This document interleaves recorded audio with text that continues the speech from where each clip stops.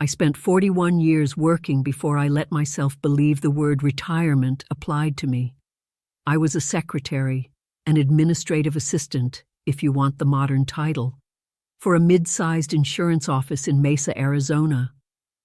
I answered phones, filed claims, typed letters before anyone called it word processing, and later learned to navigate software updates that seemed to change every time I finally got comfortable with the last one. I was good at my job. I was reliable.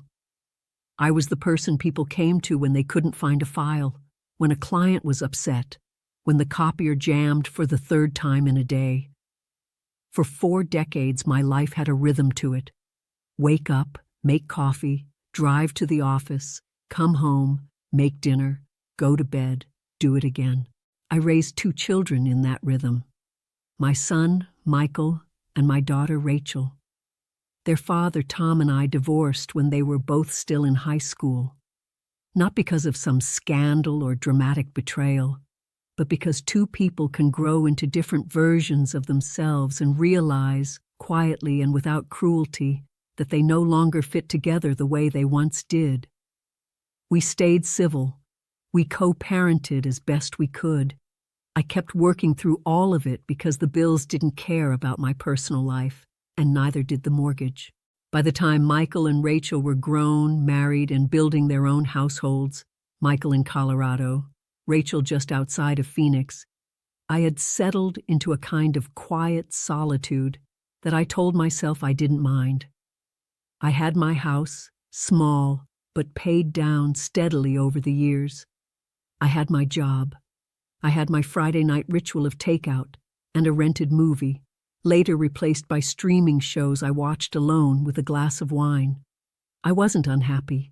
I want to be clear about that, because when people hear this story, they sometimes assume there was some great tragedy at the center of it.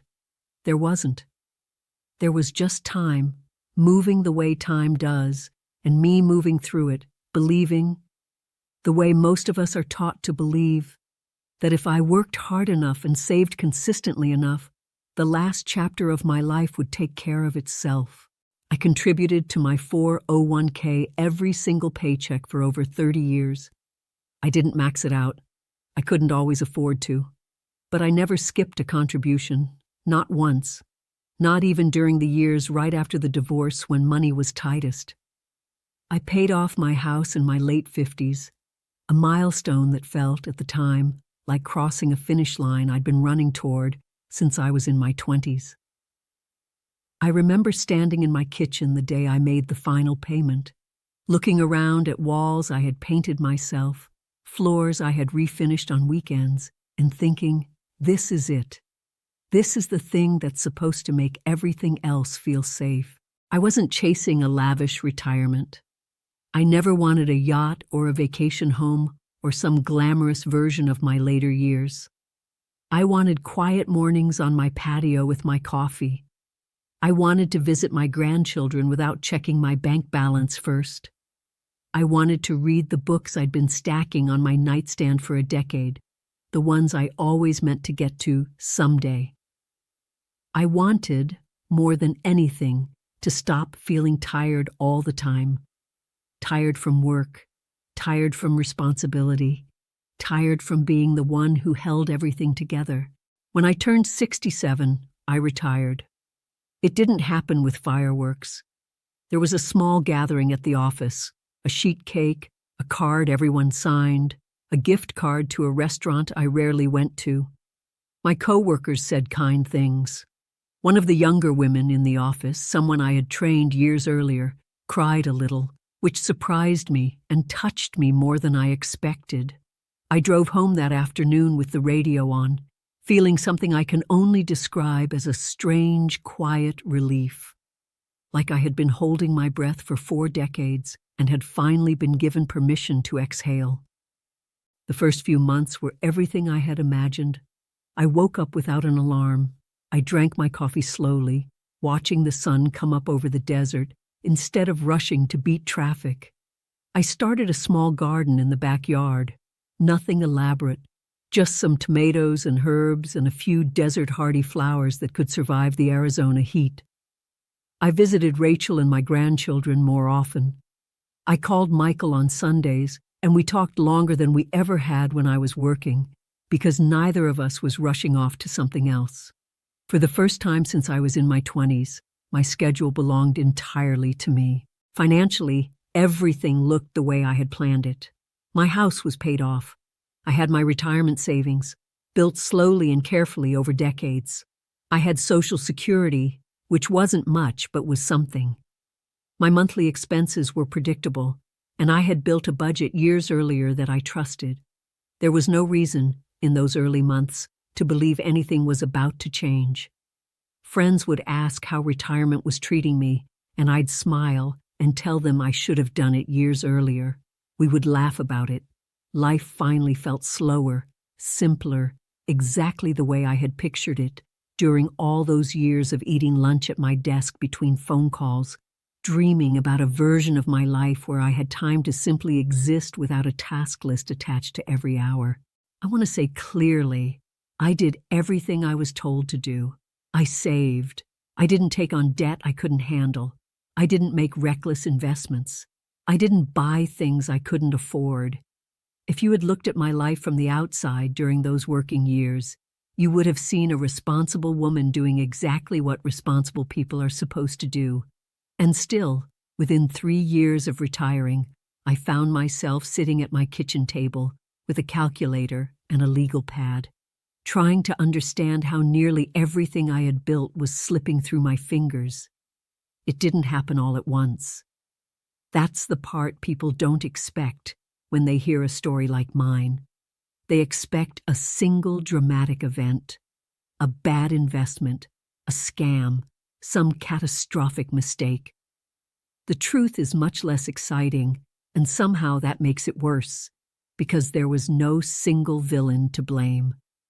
There was just life happening the way it happens to everyone, except now I no longer had a paycheck coming in to absorb the impact. It started with the market.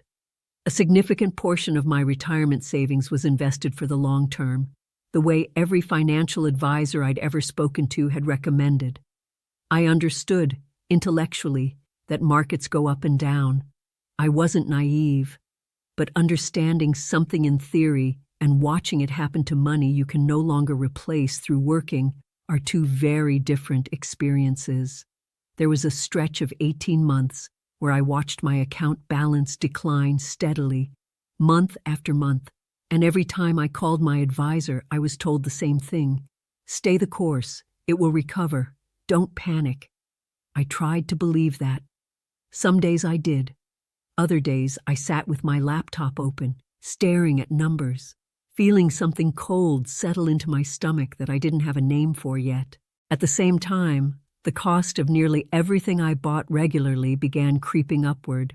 Groceries that used to cost me $60 a week started costing $90, then $110.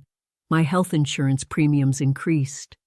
My property taxes, even on a modest home, climbed steadily every year.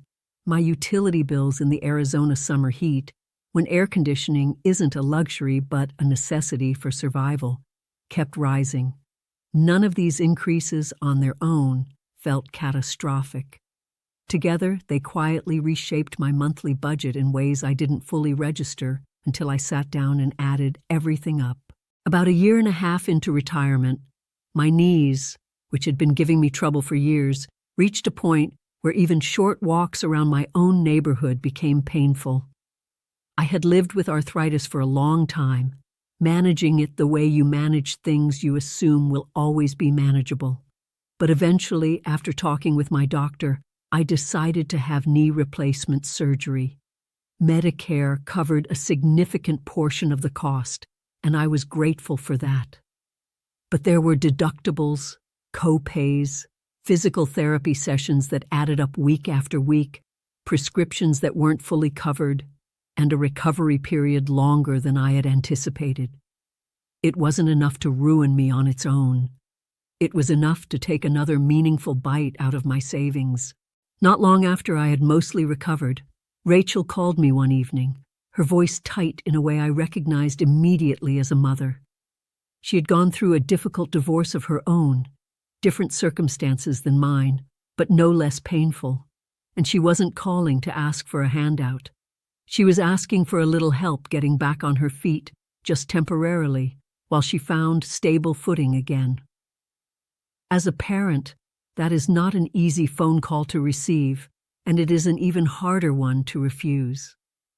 I helped with a few months of rent. I helped with groceries for her and my grandchildren. I would make that same decision again, without hesitation if I had to. Because family isn't something you measure with a calculator, no matter how carefully you've built your budget.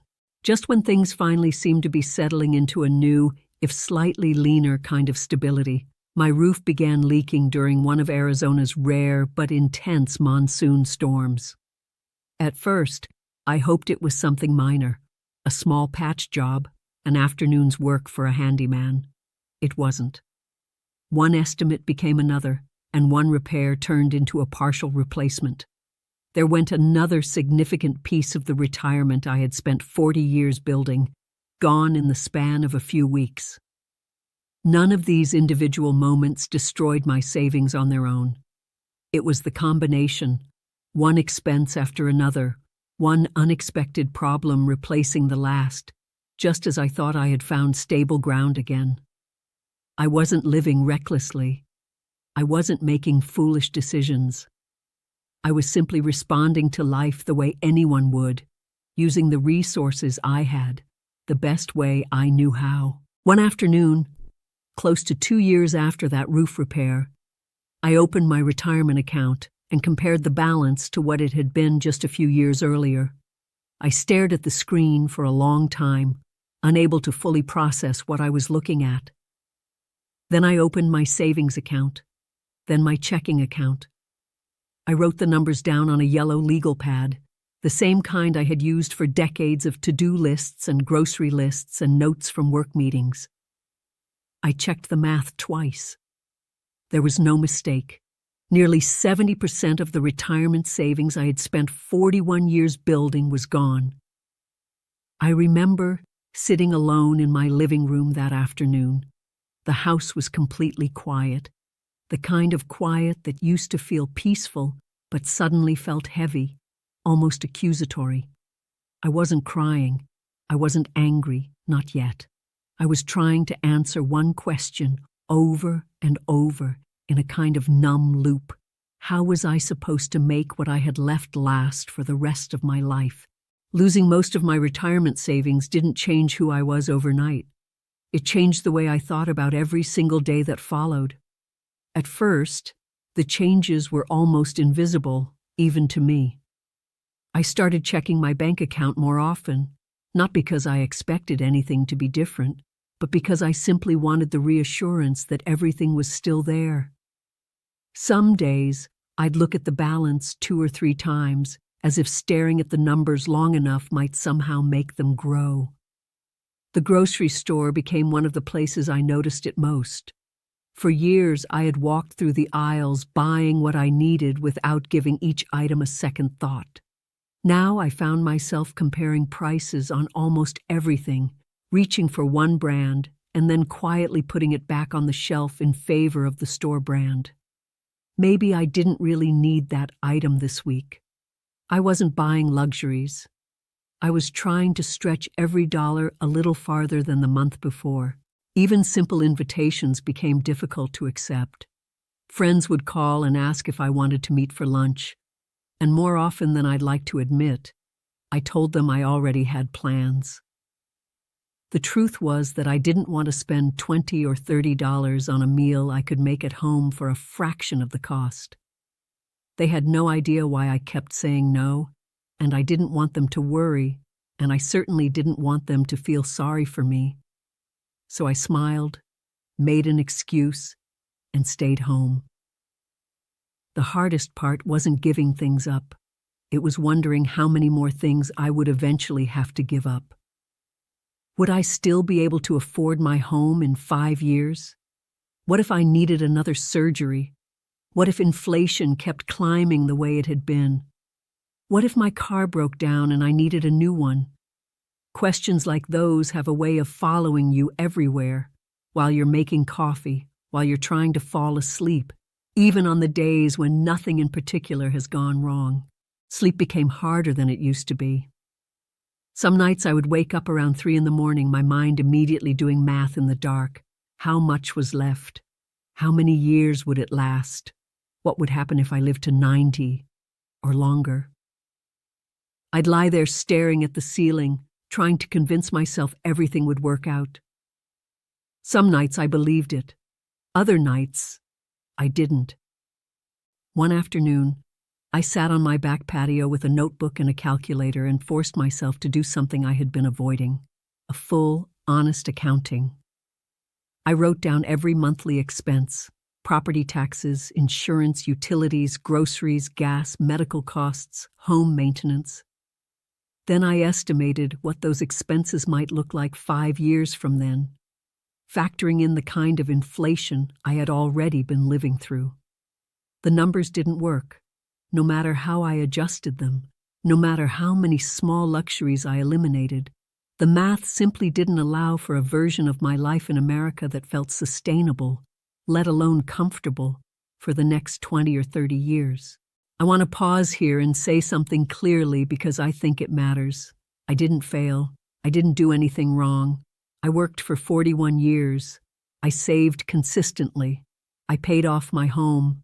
I avoided debt. I did everything the system told me to do, and I still found myself at 69 years old doing math on a legal pad and realizing that staying exactly where I was would mean spending my final decades in a state of quiet, constant financial fear. Not poverty, exactly, not yet, but something that felt almost worse in its own way. A slow, grinding anxiety that touched every decision, every meal, every invitation, every trip to the doctor. I didn't tell my children right away. I didn't want them to worry, and honestly, I don't think I fully understood what I was feeling myself yet. I just knew that something fundamental had shifted, and I needed time to sit with it before I could talk about it out loud. Around that time, my son Michael called for our usual Sunday check-in, and somewhere in the conversation, he asked the question I imagine everyone eventually asks in situations like mine.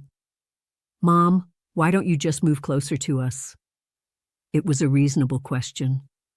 Rachel lived less than an hour away, and Michael, while farther, had always said there was room for me if I ever wanted it.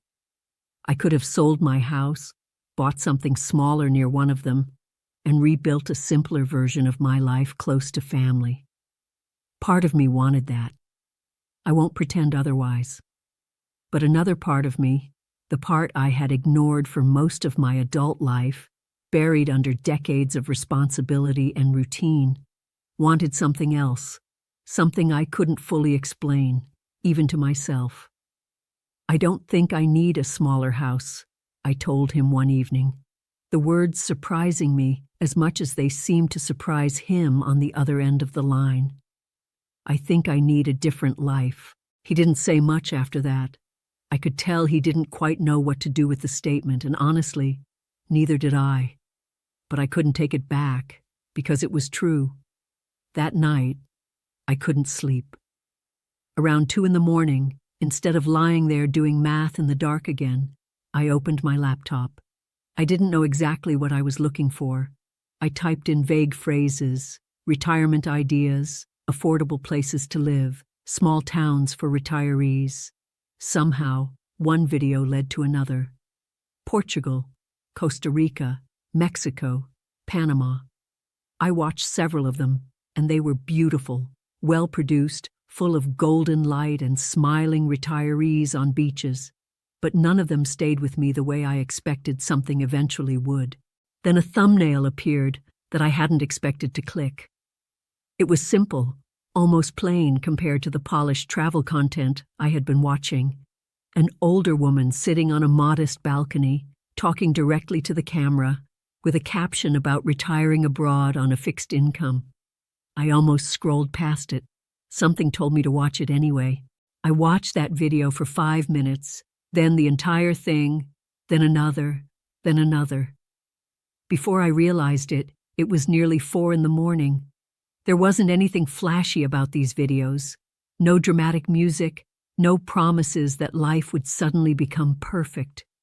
Just ordinary people, retired teachers, former nurses, a widower from Ohio, a couple from Canada, talking honestly about their budgets, their routines, their doubts, and eventually their sense of relief. They weren't talking about escaping their lives. They were talking about finally being able to breathe inside them. For the next several weeks, my search history changed entirely. Apartment prices, monthly budgets, visa requirements, healthcare access for expatriates. How much did groceries actually cost? Could I really rent a decent apartment on what I had left? Could I afford a version of retirement there that I couldn't afford here?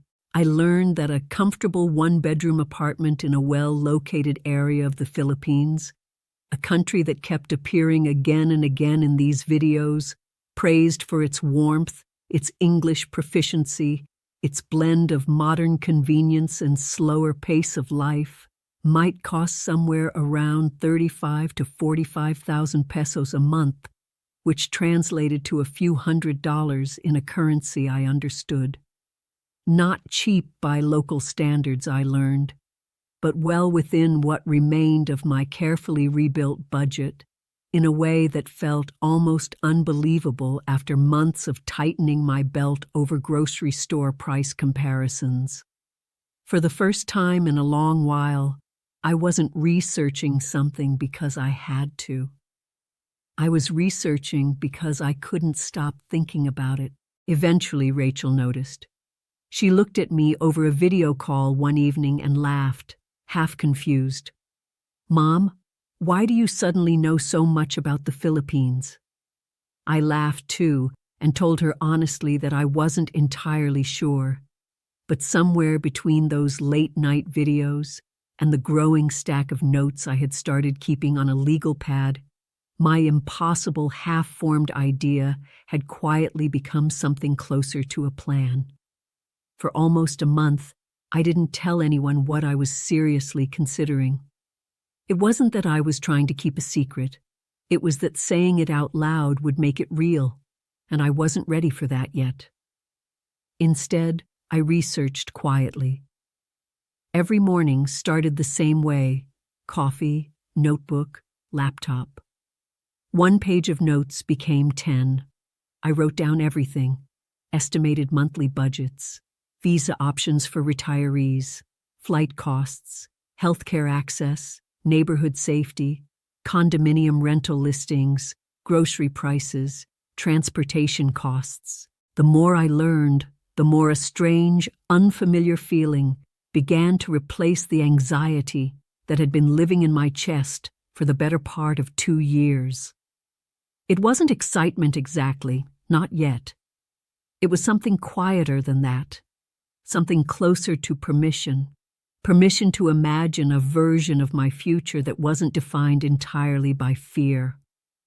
When I finally told Rachel and Michael what I was considering, their reactions were exactly what you'd expect. Concern first, then questions. Then, underneath all of it, a kind of worry I recognized because it mirrored my own worry about them over the years. Is it safe? What about your health care? What if something happens and we can't get to you quickly? What if you're lonely? What if this is a mistake? I understood every one of those questions because I had asked myself all of them, many times, during those long nights with the calculator and the legal pad.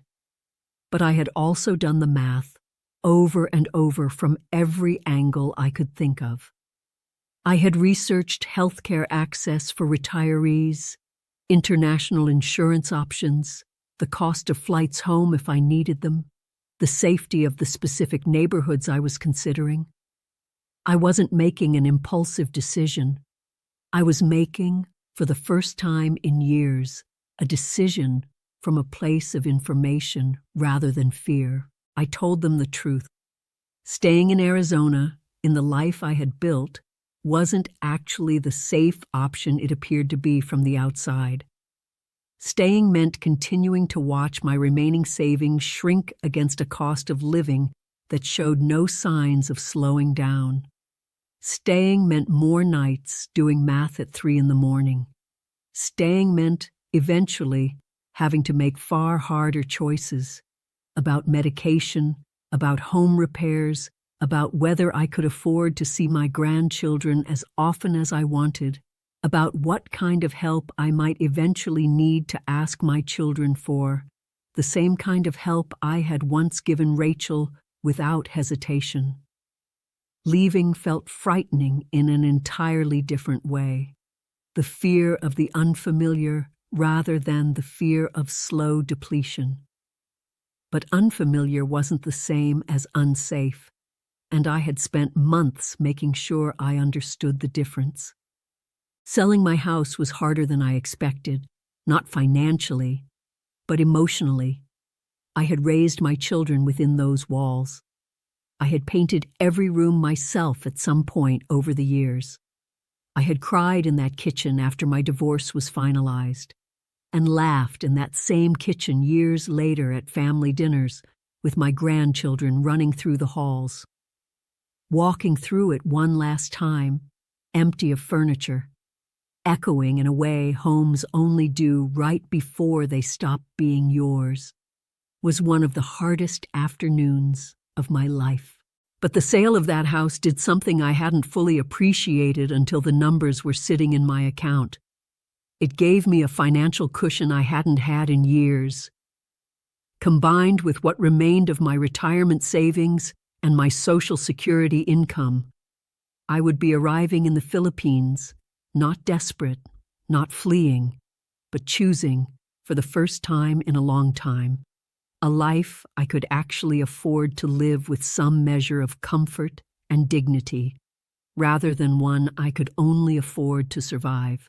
The move itself was overwhelming in ways I hadn't fully anticipated.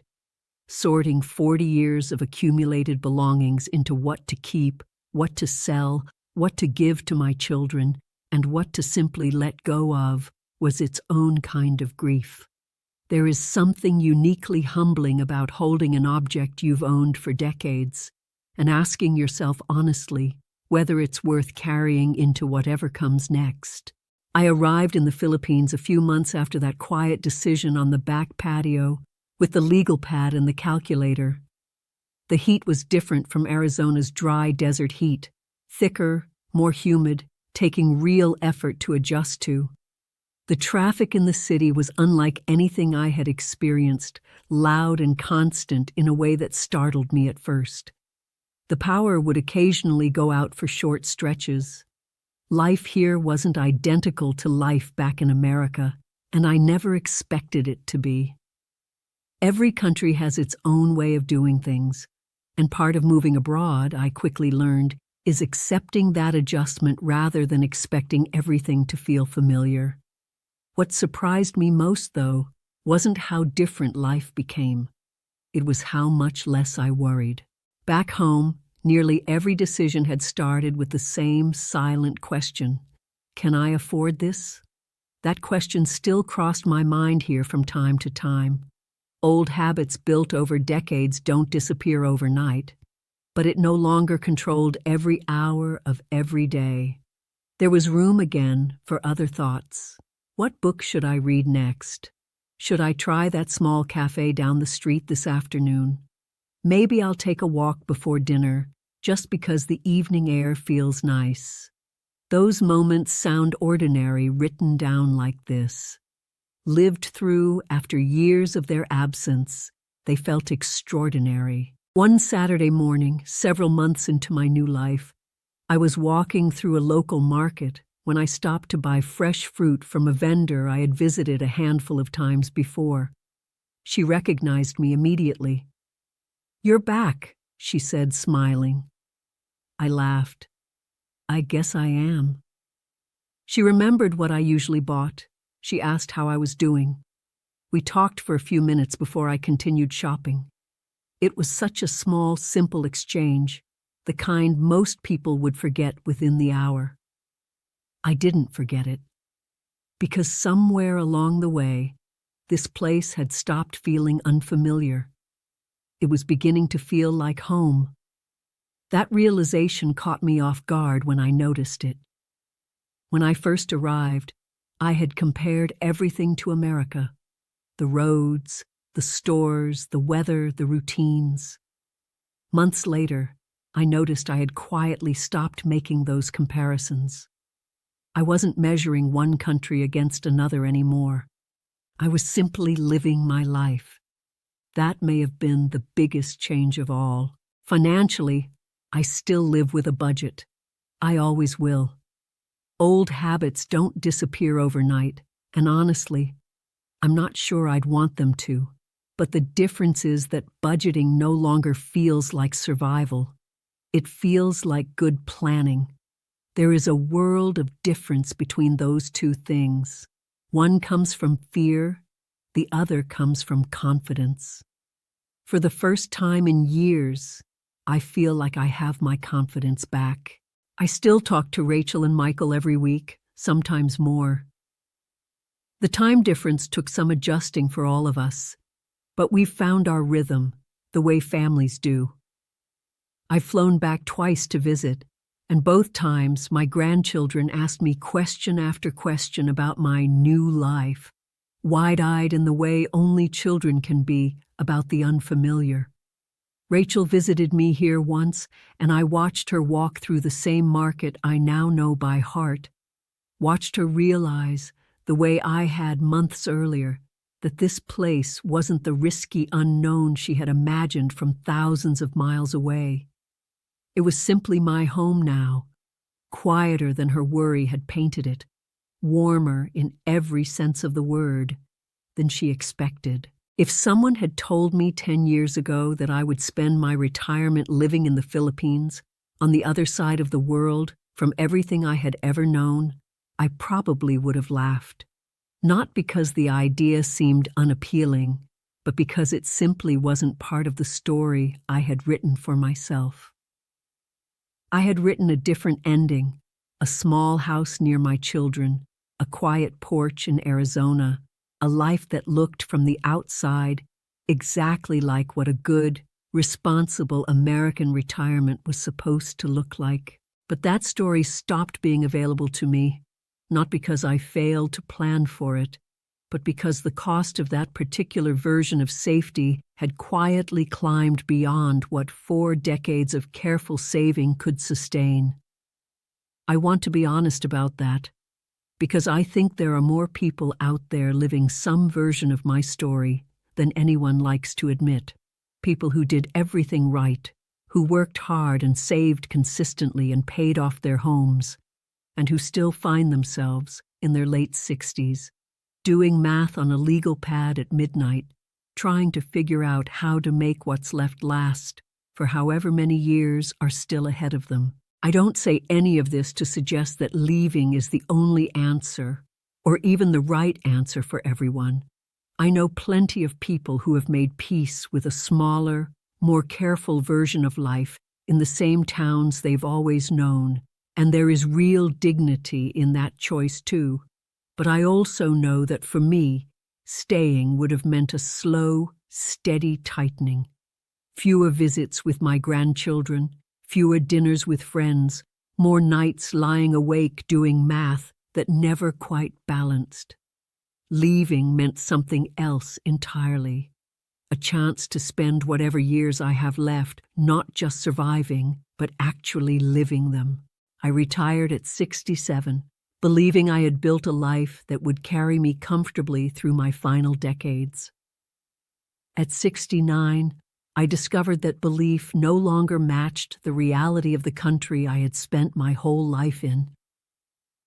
And somewhere between that terrifying afternoon on my back patio with a legal pad full of numbers that didn't work, and this quiet apartment where I now drink my morning coffee, I found something I hadn't expected to find at all. Not an escape, but a second chance. Not a retreat from my old life, but the beginning of an entirely new one. one I get to actually afford, and one, for the first time in years, I get to actually enjoy.